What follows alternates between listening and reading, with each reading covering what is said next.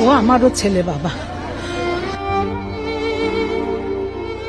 তৌকির ইসলাম সাগর বাংলাদেশ বিমান বাহিনীর এক সাহসী সৈনিক, একজন পাইলট, একজন স্বামী, একজন সন্তান, একজন স্বপ্ন দেখা তরুণ। স্বপ্ন দেখত আকাশ রক্ষা করার। একদিন সে আকাশে হারিয়ে যাবে, সে কি জানতো? তৌকির মাত্র 1 বছর হলো বিয়ে করেছিল। নতুন বউয়ের হাসি তখন তার ছোট ঘরের প্রত্যেকটি কোনায় মেখেছিল। তাদের একসঙ্গে ছুটি কাটানো হয়নি, ঘোরা হয়নি, পাহাড় দেখা হয়নি, সমুদ্র দেখা হয়নি।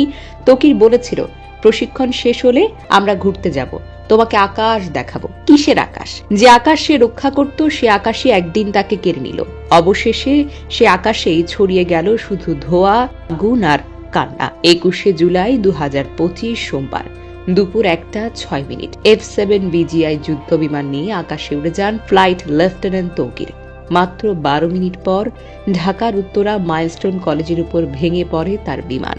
ধ্বস্ত হয় স্কুলের একটা দোতলা ভবন। শত শত শিশু বসেছিল ক্লাসে। তারা জানতো না একটা ঝাঁকুনি, একটা বিস্ফোরণ, তাদের জীবন, তাদের স্বপ্ন, তাদের শৈশব একেবারে ভেঙে পড়বে। তৌকির জানতেন, তিনি একটা বোতাম চাপলেই তো হয়, প্যারাশুট খুলে নিরাপদে বেরিয়ে আসতে পারতেন।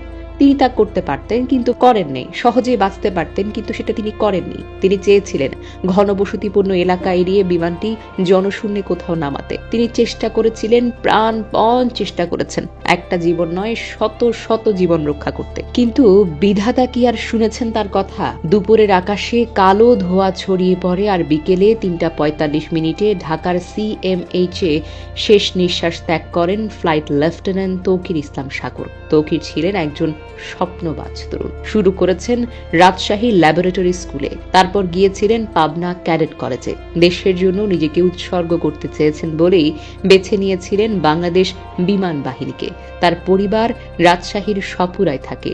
মা, বাবা, ভাই, বোন, জামাই সবাই জানতেন সাগর আজ প্রথমবারের মতো একা প্রশিক্ষণ ফ্লাইটে যাচ্ছেন।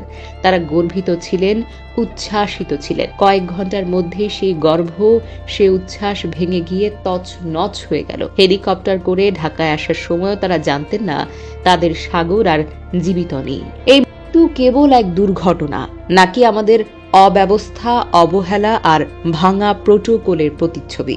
একজন পাইলট যিনি চাইলেই বেরিয়ে আসতে পারতেন প্যারাশুটে, তবু সবার প্রাণ বাঁচাতে নিজের জীবন দিলেন। রাষ্ট্র কি তাকে তার প্রাপ্য সম্মান দিয়েছে? এই দায়টা কার বলুন তো? যন্ত্রপাতির রক্ষণাবেক্ষণ কি সঠিকভাবে হয়? প্রশিক্ষণের রুট কেন স্কুলের মাথার উপর দিয়ে পড়ে? কে নেবে দায়? প্রশ্ন জমে, কান্না বাড়ে, লাশ পড়ে। তারপর আমরা ভুলে যাই। মরলে খবর, বাঁচলে ইতিহাস। এটাই হলো আমাদের সংস্কৃতি। তৌকির ইসলাম সাগর, তিনি আর শুধু একটি নাম নন, তিনি হয়ে থাকবেন দেশপ্রেমের এক নীরব প্রতীক। একজন সৈনিক যিনি দেশের জন্য নিজের আকাশেই নিঃশেষ হয়ে গেলেন। আমরা কৃতজ্ঞ, আমরা দুঃখিত, আমরা অত্যন্ত লজ্জিত তৌকিরের জন্য আর দুর্ঘটনায় নিহত 19 জনের জন্য।